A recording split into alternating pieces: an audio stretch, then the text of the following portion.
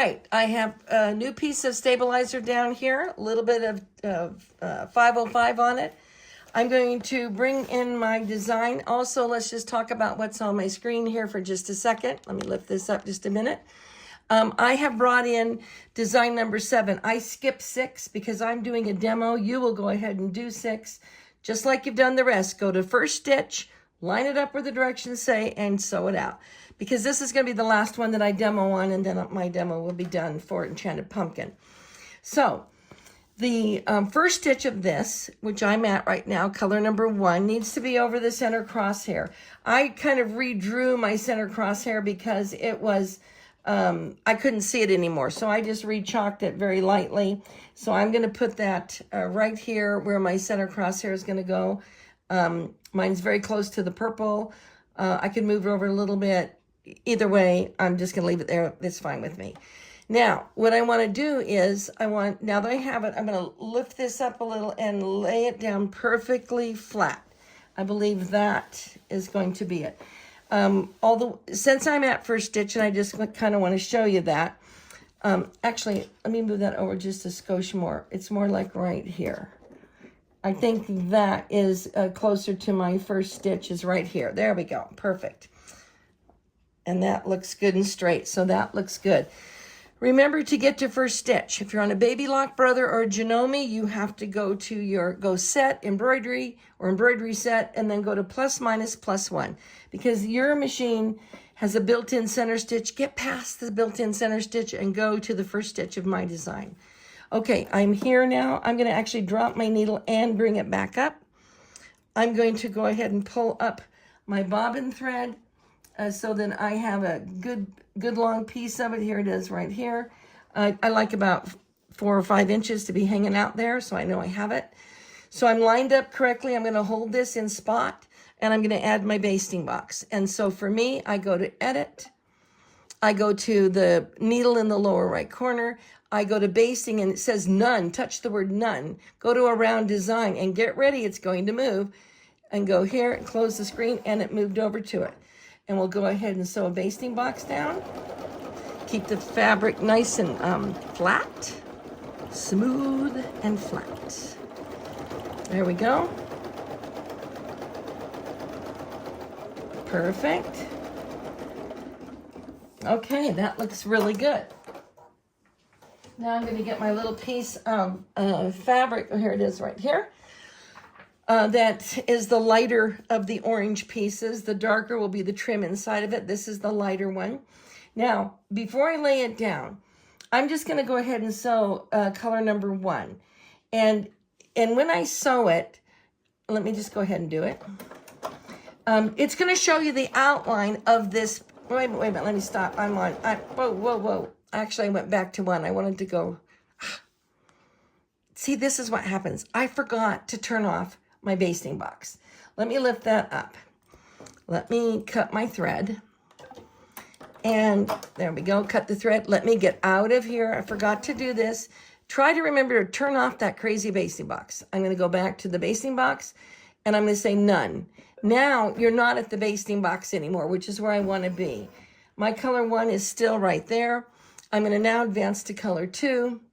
And I want to go ahead and sew 2. I just want to see where it's going to hit. And I'm just going to watch it. All right. Yep.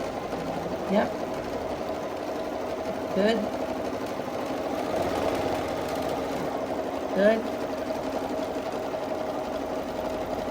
Nice. Okay. That's actually exactly where it's supposed to go. So that's what color number 2 is just going to give you a placement line. If you didn't like it here, stop. You would need to move it left, right, up, or down. But it's going to cut. And now there's still a raw edge right here, and that's supposed to be raw right there because I'm going to have another design that's going to come in and cover that. So let me just make sure you can see that just a little bit. Let me see if we can move it right there. This is a little bit of a raw edge. That's fine. It's not supposed to cover that. It's supposed to go just right down in between these. This is actually great placement. I'm going to go ahead and lay my, I think I'll do it this way. I'm going to lay my lighter orange fabric right here. Now we're going to go ahead and color excuse me, and sew color number 3. So I'm going to go ahead and sew. Just keep it flat. That's your only job. Keep it good and flat. It pretty much lays flat, especially if you've Turiel Magicked or really starched it. They just lay beautifully. There we go, and now it's going to do that. This is the double run tack down, so it's going to do that. Then we'll cut it. And I already know it's going to go on the right spot because I watched it on the first one, so it looks really great. And we'll just continue on from here. So I'm just going to say goodbye for Enchanted Pumpkin on this part right here, because you're going to go ahead and finish doing it, following the directions. The tricky part again is going to be to remember that when you're doing your lining up any design, that you need to get to first stitch of the design. And if you are on a baby lock or a brother or a Janome, it's the tricky, because it's a little different than being on, it's quite a bit different than being on a Bernina or a Pfaff or a Viking, because you guys have a center built-in stitch. You must get around that built-in stitch. So that's what your job is going to be, is to get around that. So that's what I want to make sure that you're understanding, because that's the trickiest part. That's the only weird part of my designs, is getting around that.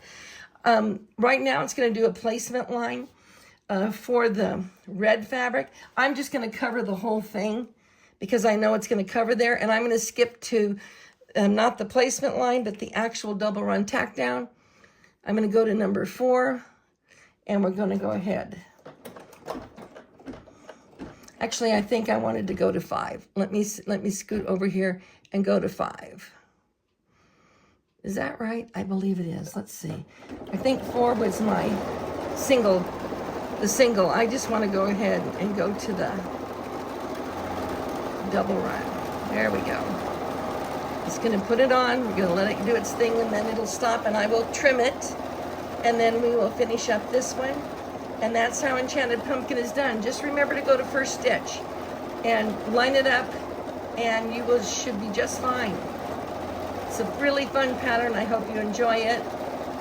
You can sew the words Enchanted Pumpkin on or not.